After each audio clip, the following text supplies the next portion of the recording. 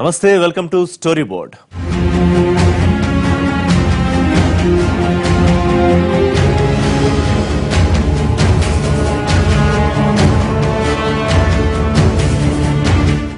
నయీం రెండు తెలుగు రాష్ట్రాల్లోనూ ప్రకంపనలు సృష్టిస్తోన్న పేరు. నయీం ఎన్కౌంటర్ ముందు వరకు అక్కడక్కడ అప్పుడప్పుడు వినిపించిన పేరు ఇప్పుడు మాజీ పోలీస్ బాసుల దగ్గర నుంచి పొలిటీషియన్ల చెవుల్లోనూ రింగురింగుమంటోంది.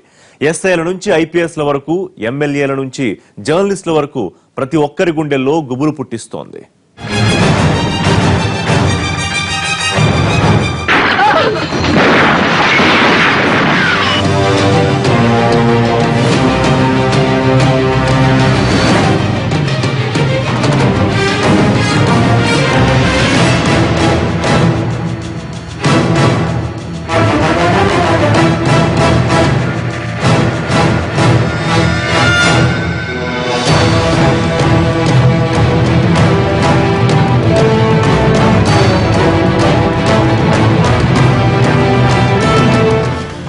దేశాన్ని ప్రశాంతంగా ఉంచేందుకు ఎన్నో వ్యవస్థలున్నాయి. కానీ ఆ వ్యవస్థల్లో ఏ ఒక్కరు దారి తప్పినా అది వ్యవస్థకే ప్రమాదకరం. అలా దారి తప్పిన వాడిని ఆదిలోనే అంతం చేయకపోతే చివరికి మిగిలేది రక్తపాతమే. అధికారం, ఆయుధం రెండూ శక్తివంతమైనవే. కానీ ఆ రెండింటిలో ఏ ఒక్కటి దారి తప్పినా పెను విధ్వంసం తప్పదు. ఇప్పుడు జరుగుతున్నది అదే. నయీం అనే ఒక నేరస్తుడిని తమ అవసరాల కోసం ఆయుధంలా తయారు చేశారు. దాన్ని ఎక్కుపెట్టి తమ అవసరాలు తీర్చుకున్నారు. కానీ ఆ ఆయుధం చివరికి దారి తప్పింది. ఆ ఆయుధం పేరే నయీం.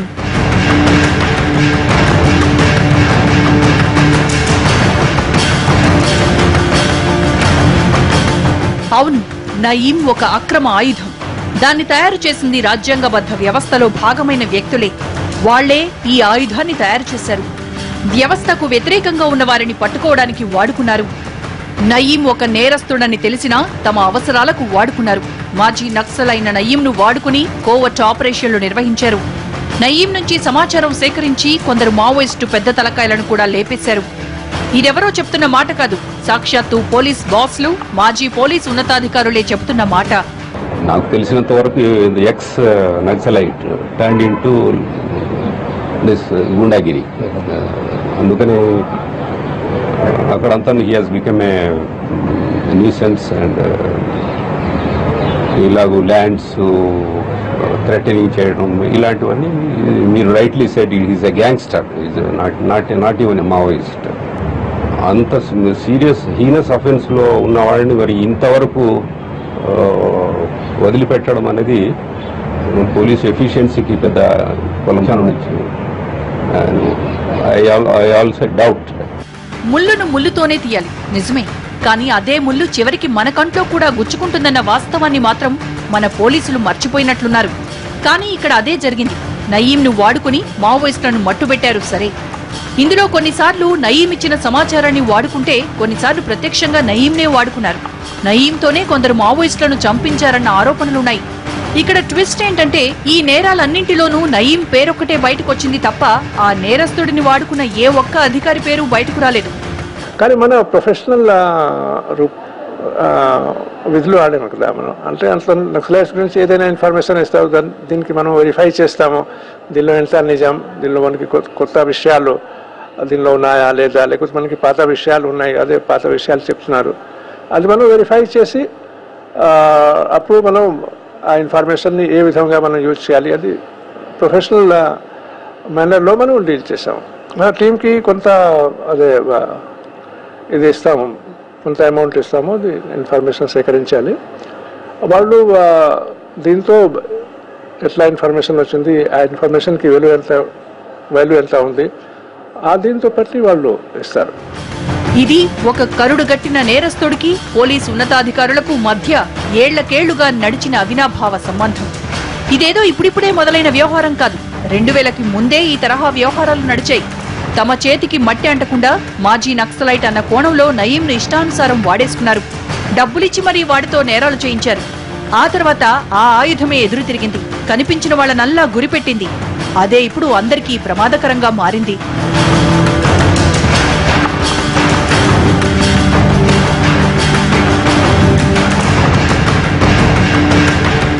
నయీం ఒక మాజీ నక్సలైట్ స్థాయి నుంచి గ్యాంగ్స్టర్ రేంజ్ కు ఎరగడం వెనక పోలీసులున్నారన్నది స్పష్టంగా అర్థమవుతోంది. అయితే నయీంను ఎంతమంది పోలీస్ బాసులు మంచికి వాడుకున్నారు, ఎంతమంది తమ స్వార్థానికి వాడుకున్నారన్నది పక్కన పెడితే పోలీసుల అండతోనే నయీం ఇంత పెద్ద సామ్రాజ్యాన్ని ఏర్పాటు చేసుకోగలిగాడన్నది కళ్లకు కనిపిస్తున్న కఠోర వాస్తవం. ఒక్క పోలీసులే కాదు, పొలిటీషియన్లు కూడా అదే రేంజ్ లో నయీంను వాడుకున్నారు. తమ చేతికి మట్టి అంటకుండా ప్రత్యర్థులను మట్టుబెట్టడానికి నయీంనే ఆయుధంగా వాడుకున్నారు. నిజానికి గత 15 ఏళ్లుగా నయీం అన్నవాడు ప్రపంచానికి తెలియదు. వాడి బారిన పడ్డ వాళ్లకు మాత్రం నయీం ఎంత క్రూరుడో తెలుసు. కానీ ప్రపంచానికి తెలియకుండానే ఇలా పోలీసులు, పొలిటీషియన్ల అండతో నయీం ఒక లోకల్ డాన్ గా అవతరించాడు. నేరాల్ని అడ్డుకోవాల్సిన పోలీసులే తనతో నేరాలు చేయిస్తుంటే ఇంకెందుకు ఆగాలన్న ధోరణిలో అడుగులేసి డాన్ గా దందాలు మొదలుపెట్టాడు. ప్రశ్నించాల్సిన ప్రజాప్రతినిధులే పైసలిచ్చి మరీ నేరాలు చేయమంటుంటే ఆ దారిలోనే తన సామ్రాజ్యాన్ని విస్తరించాడు.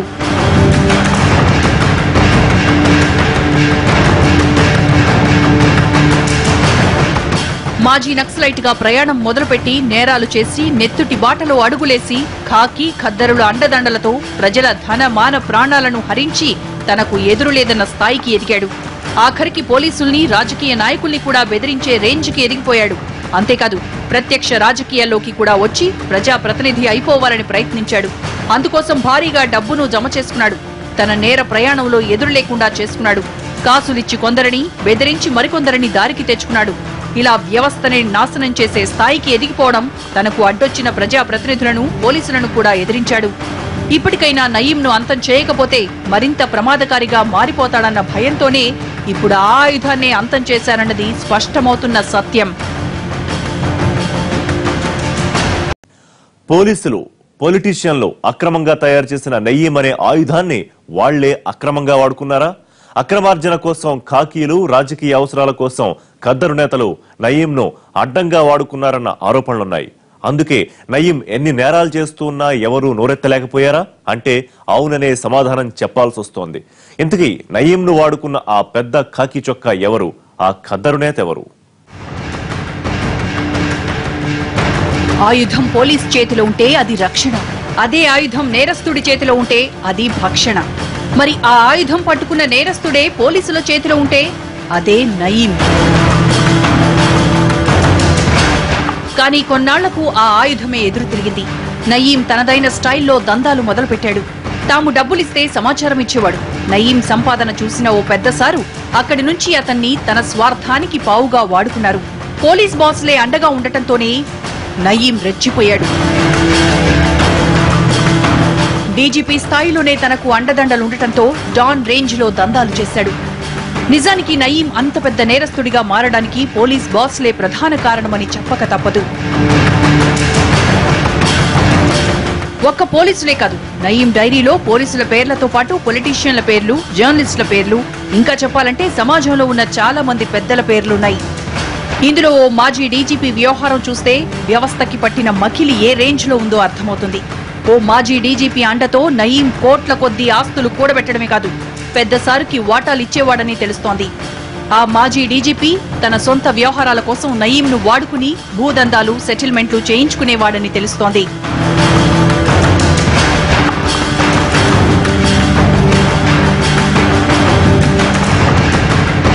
అక్రమాయుధం చేతిలో ఉంటే ఎన్ని నేరాలైనా చేయొచ్చని ఆ మాజీ పోలీస్ బాస్ ఉదంతమే చెబుతోంది.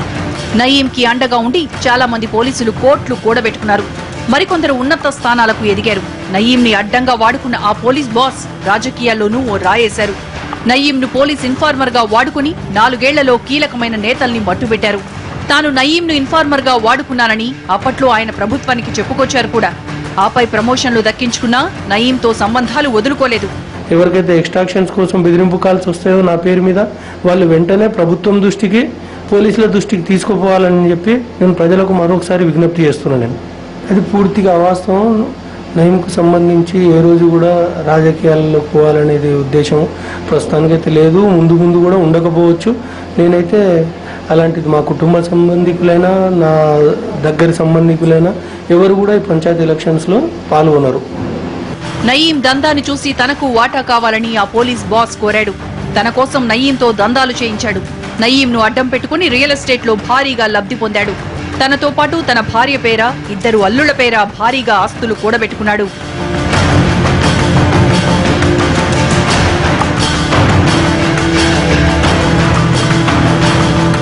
ఆ మాజీ పోలీస్ అధికారికి నయీంకి ఎంత దగ్గరి సంబంధం ఏర్పడిందంటే, నయీం చేసే ప్రతి నేరానికి సదరు పోలీస్ బాస్ కొమ్ము కాస్తే తాను చేసే ప్రతి దందాలోనూ పెద్దాయనికి వాటా ఇచ్చేవాడు నయీం.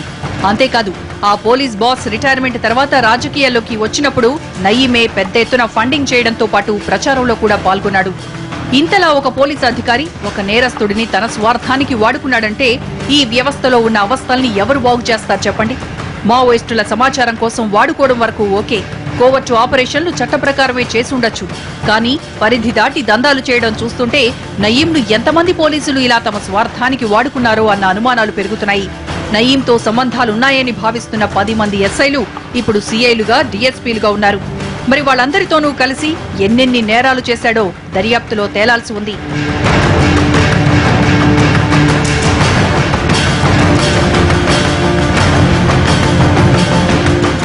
ఒక్క పోలీసులే కాదు, పొలిటీషియన్లు కూడా నయీంను తమ స్వార్థానికి ఉపయోగించుకున్నారనడానికి ఎన్నో ఆధారాలున్నాయి. అప్పట్లో ఎందరో నాయకులు తమ రాజకీయ స్వార్థానికి నయీంను వాడుకున్నారన్న అభిప్రాయాలున్నాయి.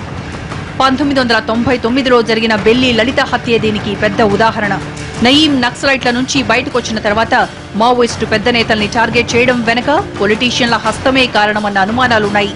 అప్పట్లో తెలంగాణ జనశక్తి సానుభూతి పరురాలు బెల్లి లలిత దారుణ హత్యతో నయీం పేరు మారుమోగింది. అప్పటికే ఏకే వ్యాస్ వంటి పోలీసు అధికారిని హత్య చేసిన నయీం బెల్లి లలితను కూడా దారుణంగా చంపేసి ఆమె శవాన్ని 18 ముక్కలు చేసి ఊరంతా ఆ ముక్కల్ని విసిరేసి తన కర్కసత్వాన్ని బయటపెట్టుకున్నాడు. అయితే ఈ హత్య ఓ హోమ్ మినిస్టర్ చేయించిందన్న ఆరోపణలు ఉన్నాయి. అవే ఇప్పుడు సంచలనమవుతున్నాయి. మాధవరెడ్డి గారి ప్రస్తావన కదా, మాధవరెడ్డి గారు హోంమంత్రిగా ఆయన అప్పుడున్న పరిస్థితులలో ప్రభుత్వం కానీ ఎవరున్నా నక్సలైట్లను సరెండర్ కండి జనజీవన సవంతికి రమ్మని అడిగిన మాట వాస్తవం. అయినంత మాత్రాన జనజీవన సవంతిలోకి వచ్చిన వాళ్ళందరితోటి లింకులు పెట్టుకోవాల్సిన అవసరం లేదే. మంత్రిగా కొన్ని పరిమితులు ఆయనకు ఉంటాయి, నాకు అవసరం లేదే. నాది హోమ్ డిపార్ట్మెంట్ కాదు, నేను ఒక చిన్న శాఖను చేస్తున్నా. నాకు ఆయనతోటి లింకులు పెట్టుకొని నా పబ్బం గడుపుకోవాల్సిన అవసరమే లేదే. ఒకవేళ అటువంటి లింకులే పెట్టుకుని ఉంటే మొన్న నేను ఎందుకు ఓడిపోతాను? నాకేమన్నా వాళ్ళని పెట్టుకొని రాజకీయాలు చేయాలని, నాకేమన్నా ఆడ రియల్ ఎస్టేట్ వ్యాపారాలు ఉన్నాయి ఆయన తీసుకొని సెటిల్మెంట్లు చేసుకోవడానికి. ఎక్కడన్నా నా పేరు వచ్చిందా? సెటిల్మెంట్లు కానీ వేరే వ్యాపారాలు కానీ నా పేరు వచ్చిందా చెప్పండి, నాకేమవసరం అని. ఈ ఒక్క హత్యే కాదు, నయీంని అడ్డం పెట్టుకుని జరిగిన చాలా హత్యలు పోలీసుల రికార్డులకు కూడా ఎక్కలేదు. మరికొన్ని హత్య కేసుల ఫైళ్లు ఎప్పుడూ మూతపడ్డాయి. ఇన్నేళ్లుగా నయీంను అడ్డంగా వాడుకుని కోట్లు మూటగట్టుకున్న ఖాకీలు తమ రాజకీయ ప్రత్యర్థుల్ని అడ్డు తొలగించుకున్న రాజకీయ నాయకులు చాలా మందే ఉన్నారని అనుమానం. నయీం ఎన్కౌంటర్ తర్వాత వాళ్ళందరి పేర్లు ఒక్కొక్కటిగా బయటకొస్తున్నాయి. నేర చరిత్ర ఉన్న వ్యక్తి కాదనేది అందరికీ తెలుసు. అటువంటి దానికి ఈ నేర చరిత్ర అంటగట్టుడు ఎంతవరకు సబబం అనేది కూడా నేను ప్రశ్నిస్తా ఉన్నాను. దీన్ని సూటిగా ఈ ప్రభుత్వమే డిమాండ్ చేయాలి. నా డిమాండ్ ఒకటే, జ్యుడిషియల్ ఎంక్వైరీ వేయండి, వాస్తవాలు బయటికి తీసుకురండి తప్ప సిట్టునేసి కొంతమంది వ్యక్తులను తప్పించుకోవడం కోసం వేరే వ్యక్తుల మీదకి ఈ కేసుని అంటగట్టే విధంగా ఉంది తప్ప ఇంకోటి కాదనేది నేను డిమాండ్ చేస్తా ఉన్నాను. ఇలా ఈమె ఒక్కరే కాదు, నయీం డైరీలో పేర్లున్న ప్రతి ఒక్కరూ చెప్పే సమాధానం ఇదే. మొదట్లో అంతా సమాజ శ్రేయస్సు కోసమే నయీంను వాడుకున్నామన్నారు. కానీ తర్వాత నయీంను అడ్డం పెట్టుకుని అడ్డంగా దోచేశారన్నది స్పష్టంగా తెలుస్తున్నదే.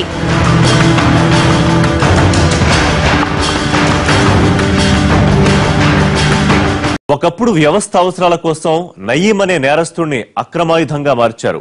కానీ ఆ అవసరం తీరాక ఆయుధాన్ని అక్రమంగా వాడుకున్నారు. ఆపై ఓ స్థాయికి వెళ్ళాక ఆ ఆయుధమే అందరినీ అంతం చేసే ప్రమాదంగా మారింది. అందుకే ఇప్పుడు ఆ ఆయుధాన్నే అంతం చేసేశారు. ఇది క్లుప్తంగా నయీం చరిత్ర. కానీ వాస్తవంలో ఒక్కసారి తొంగి చూస్తే ప్రపంచానికి తెలియని ఎన్నో కోణాలు నయీం చరిత్రలో కనిపిస్తాయి. నయీం జన్మ తరహా నేరస్తుడు కాదు, కానీ సమాజం అతన్ని నేరస్తుడిగా మార్చింది. ఒక మాజీ నక్సలైట్ గా, పోలీస్ ఇన్ఫార్మర్ గా, కోవర్ట్ గా, రౌడీగా, డాన్ గా, ఆఖరికి ఉగ్రవాదిగా ముద్ర వేయించుకున్నాడు. ఇందులో ఒక్కో స్థానం వెనుక ఒక్కో కథ ఉంది. ఒక్కో కథ వెనుక ఒక్కొక్కరి అండ ఉంది. ఏదైనా దందా చేయాలంటే నయీం వెళ్లాల్సిన అవసరమే లేదు. ఆ పేరు చెప్తే చాలు పనైపోతుంది. నయీం పేరు మీద బయటపడుతున్న ఆస్తులు, పత్రాలు, ఇతర భూముల విలువ 1000 కోట్లు దాటింది. నయీం వాడుతున్న వాహనాలన్నీ ఎవరెవరి పేర్ల మీద ఉన్నాయి. అంటే నయీం దందా ఏ రేంజ్ లో సాగిందో అర్థం చేసుకోవచ్చు. పోలీసులు పొలిటీషియన్ల అండ లేకుండా ఒక నేరస్తుడు ఇన్ని నేరాలు చేయడం సాధ్యం కాదన్నది బహిరంగ సత్యమే. ఇప్పుడు నయీం ఎన్కౌంటర్ తర్వాత రాజకీయ పార్టీలన్నీ ఈ నయీం అనే నాగుపాము మీ తప్పంటే మీ తప్పంటూ బురద చల్లుకుంటున్నారు. ఒత్తిడి చేసి తమ పార్టీలో చేర్చుకోవడానికి, లేకపోతే మా పార్టీ మీద, ప్రధానంగా తెలుగుదేశం పార్టీ మీద బురద చల్లడానికి ఈ రాష్ట్రంలో ఏ సంఘటన జరిగినా, ఏ సంచలన సంఘటన జరిగినా రాష్ట్ర ప్రభుత్వం, ప్రధానంగా రాష్ట్ర ముఖ్యమంత్రి గారు ఈ రకంగా ఉపయోగించుకోవడం అనేది దురదృష్టకరం. వీటిని తెలుగుదేశం పార్టీ తీవ్రంగా ఖండిస్తుంది. ఇలాంటి వ్యవహార శైలి తెలంగాణ సమాజానికి మంచిది కాదు. ఆయన అదే నయీం ఎవరు? సర్కారీ బ్లూ ఐడ్ బాయ్. ఆయన ప్రభుత్వం సృష్టించేటువంటి ఒక బ్లూ ఐడ్ బాయ్ తప్ప ఆయన సొంతంగా వచ్చాడు కాదు. నక్సలైట్ నుంచి బయటకు వచ్చిన తర్వాత అతన్ని పావుగా ఉపయోగించుకొని నక్సలైట్స్ని, మాజీ నక్సలైట్స్ని చంపడానికి అతను ఉపయోగించుకున్నారు. పోలీసులు చంపితే కేసు అవుతుంది కాబట్టి, అతను చంపితే ప్రైవేట్ వ్యవహారం కాదు కాబట్టి పోలీసులు అతన్ని ఉపయోగించుకొని సాంబశివుడు లాంటి వాళ్ళని వీళ్ళందరినీ చంపడం మొదలుపెట్టారు. నక్సలైట్లకి కొరియర్గా పంపించి వాళ్ళ నుంచి సమాచారం తీసుకొని ఆ సమాచారం పోలీసులకు ఇచ్చి పోలీసులు నక్సలైట్ని చంపడానికి ఉపయోగించేటువంటి పనులు చేశారు.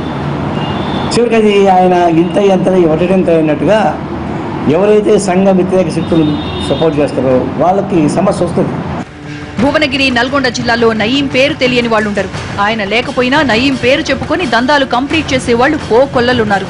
అయితే నయీం చరిత్రను చూస్తే ఒక వ్యక్తిని చెడ్డ పనుల కోసం వాడుకుంటే అదెంత ప్రమాదంగా మారుతుందో చెప్పడానికి నయీం చరిత్రే ఉదాహరణ.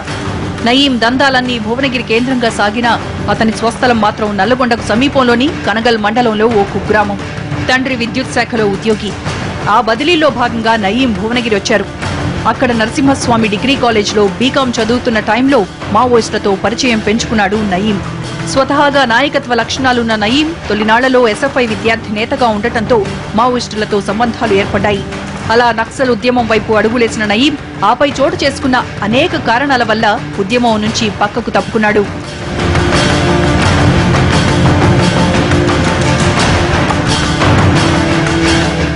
గ్రేహౌండ్స్ వ్యవస్థాపకుడు ఐపీఎస్ అధికారి వ్యాస్ హత్య కేసులో నయీం పేరు గట్టిగా వినిపించింది. ఆపై ఓసారి పోలీసులకు చిక్కిన నయీం చాకచక్యంగా తప్పించుకున్నాడు. ఈలోగా నక్సల్స్ తో విభేదాలు వచ్చి వారికి వ్యతిరేకంగా అడుగులేశాడు.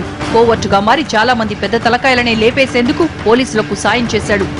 బెల్లి లలిత దారుణ హత్య తర్వాత నయీం పేరు వింటేనే వణికిపోయేంతలా పరిస్థితి మారింది. ఆపై కోబ్రాల పేరుతో హల్చల్ చేశాడు. భువనగిరి కేంద్రంగా తన సామ్రాజ్యాన్ని విస్తరించాడు. ఈ క్రమంలోనే పోలీసులకు, పొలిటీషియన్లకు పావుగా మారాడు. మాజీ నక్సలైట్ సాంబశివుడి హత్యతో మరింత పాపులర్ అయ్యాడు. అయితే డబ్బు రుచి మరిగిన ఈ పులి ఆపై డాన్ గా ఎదగాలనుకుంది. దావూద్ రేంజ్ లో నయీం కూడా దందాలు చేయాలనుకున్నాడు. అక్కడి నుంచి వచ్చి రాజకీయాల్లో ఓ వెలుగు వెలగాలనుకున్నాడు. దావూద్ రేంజ్ లో దందాలు చేయాలంటే దుబాయ్ వెళ్లాలని నయీం ప్లాన్ చేశాడు. ఇందుకోసం 2,000 కోట్లు వసూలు చేయాలని అనుచరులకు టార్గెట్ పెట్టాడు. ఆ క్రమంలో అందరికీ ఫోన్లు చేసి బెదిరించడం మొదలుపెట్టిన నయీం ఆ క్రమంలో భువనగిరి ఎమ్మెల్యేను కూడా బెదిరించడంతో ప్రభుత్వం నయీం విషయాన్ని సీరియస్ గా తీసుకుంది. ఇప్పటికే 3 సార్లు నయీంను లేపేయడానికి నక్సల్స్ ప్రయత్నించారు. కానీ వాటన్నింటి నుంచి నయీం చాకచక్యంగా తప్పించుకుంటూ వచ్చాడు. కానీ తెలంగాణ పోలీసులు మాత్రం 4-5 నెలలుగా నయీం మీద నిఘా పెట్టారు. ప్రత్యర్థుల్ని చంపడానికి నయీం వాడుకునే కోవర్ట్ ఫార్ములానే ఖాకీలు అప్లై చేశాయి. చాలా సీక్రెట్ గా జరిగిన ఈ ఆపరేషన్ లో చివరికి విజయవంతంగా నయీంను మట్టుబెట్టారు.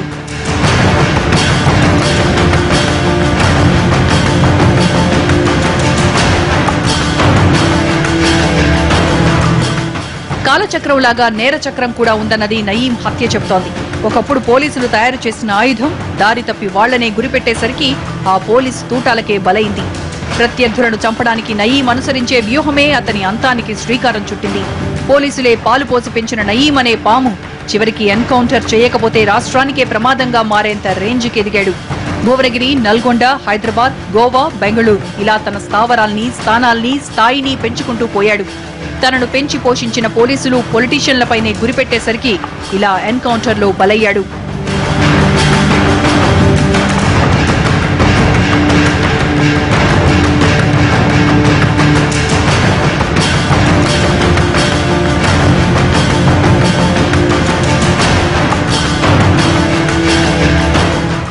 నయీం ఒక్కడు చచ్చినంత మాత్రాన అతని అరాచకాలు ఆగుతాయన్న నమ్మకం లేదు. ఎందుకంటే ఇప్పటికే నయీం స్థానం కోసం జూనియర్ నయీంగా పిలిచే ఫయూమ్, శేషన్న, బాలన్న, నాసర్, పాసం సీను, షకీల్, శైలేష్ ఇలా చాలా మంది పావులు కదుపుతున్నారు.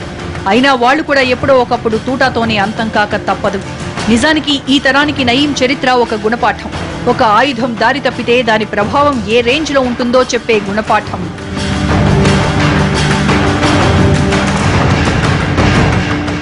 ఇది ఇవాల్టి స్టోరీ బోర్డ్. మరో వసంతం మళ్ళీ కలుద్దాం. నమస్తే.